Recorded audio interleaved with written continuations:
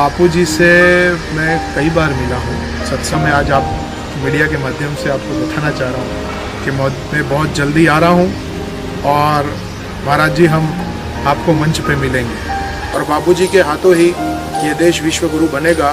साक्षात अवतार है। तो प्रभु श्री राम को आज कोई भगवान राम मानता नहीं, मेरा ऐसा मानना है।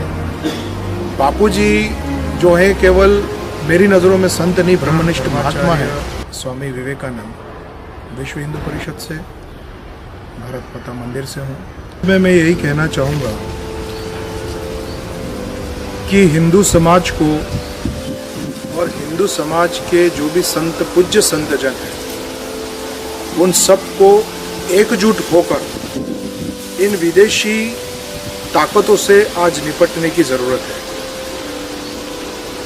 ये बिल्कुल साफ है कि आज जो भी संत समाज या कोई भी सनातन हिंदू धर्म के जागरण के लिए पहल कर रहा है, तो उसको षड्यंत्र के तहत फंसाने का, उसको दबाने का और लोगों के हृदय में ऐसे व्यक्ति के लिए अश्रद्धा पैदा करने का एक सुनियोजित षड्यंत्र रचा जा रहा है, उसको हिंदू समाज को समझना पड़ेगा और समस्त संत समाज को भी समझना की आवश्यकता है। इसके लिए सर्वप्रथम हमको यही करना पड़ेगा कि समग्र हिंदू समाज इन विदेशी ताकतों को समझे और विदेशी षड्यंत्रों को समझे।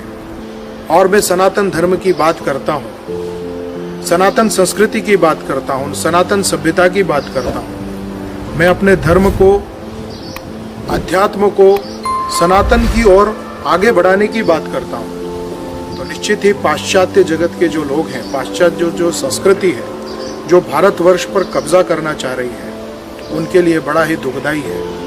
अब ऐसे संतों को, ऐसे महंतों को और धर्म की हानि कैसे हो और ये हिंदू धर्म का समूल कैसे नष्ट हो, ये बहुत बड़ा षड्यंत्र चल रहा है।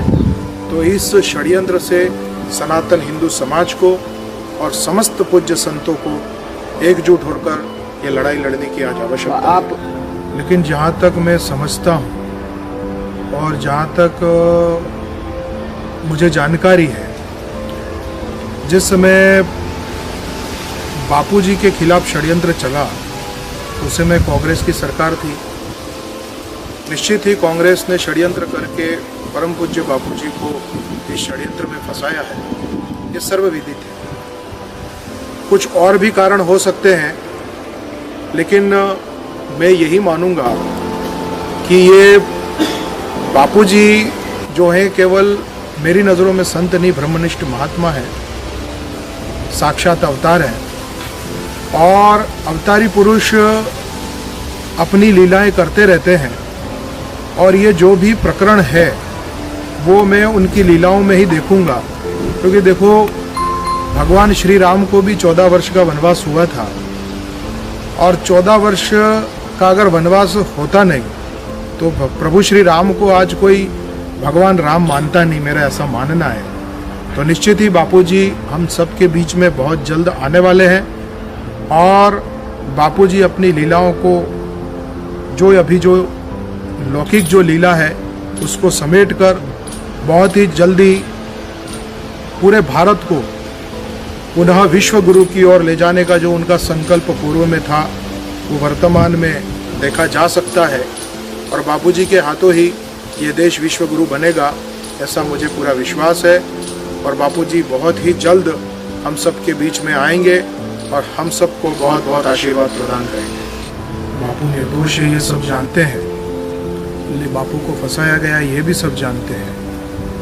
लेकिन वर्तमान समय की और पूर्व की कुछ परिस्थितियाँ ऐसी रही होंगी, और मैंने पहले भी आपको कहा अभी कि वो बापू की ही लीला है, वही जाने। लेकिन निश्चित ही बापूजी हमारे बीच बहुत जल्दी आएंगे। इससे ज़्यादा मैं आपको कुछ नहीं कहूँगा।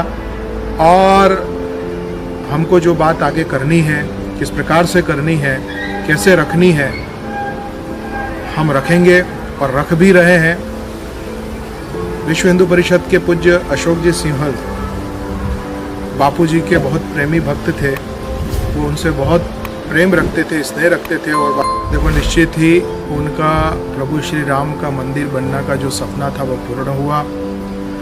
निश्चित ही उनका संकल्प था, उनकी सूक्ष्म सत्ता आज भी हम सबके बीच में विराजित है।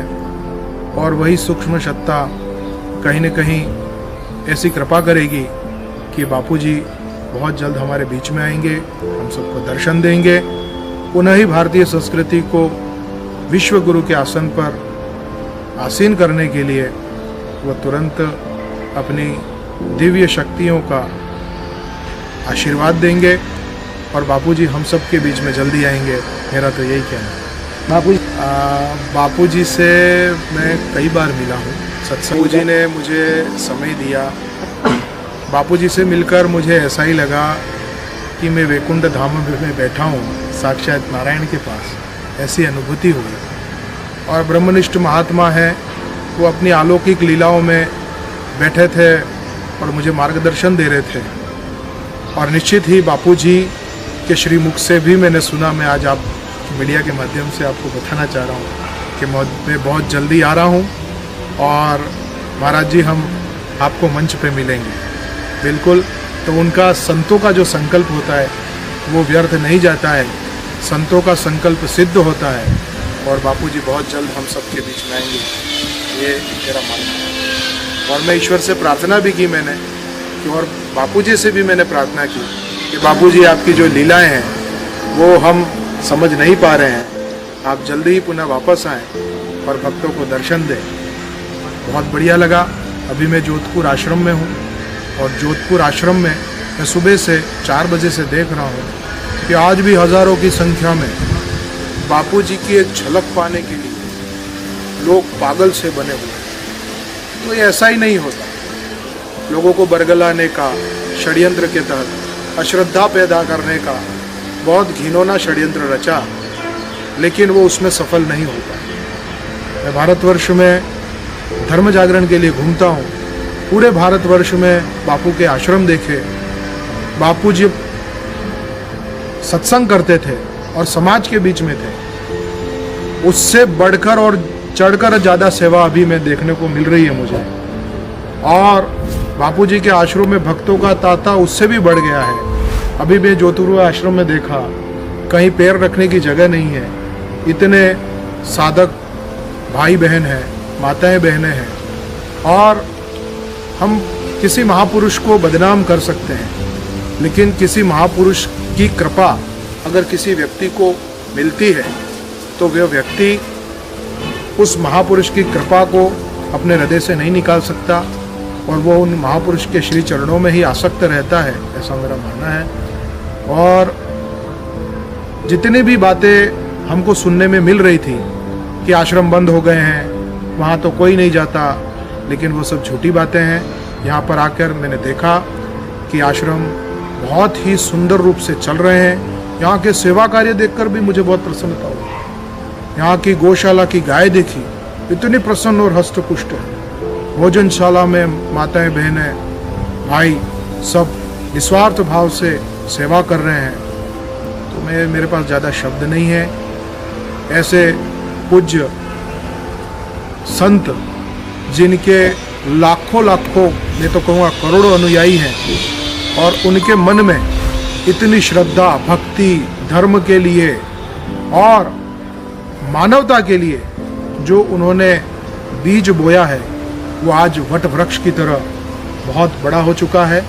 और निश्चित ही इनका ये जो सार्थक प्रयास था वो व्यर्थ नहीं जाएगा। भारत पुनः विश्व गुरु बनेगा, बापूजी का संकल्प है पूरा होगा और होकर ही रहेगा। वीडियो देखने के लिए बहुत बहुत धन्यवाद। अगर नए हैं तो चैनल को जरूर सब्सक्राइब कर लेना और लाइक शेयर भी कर देना।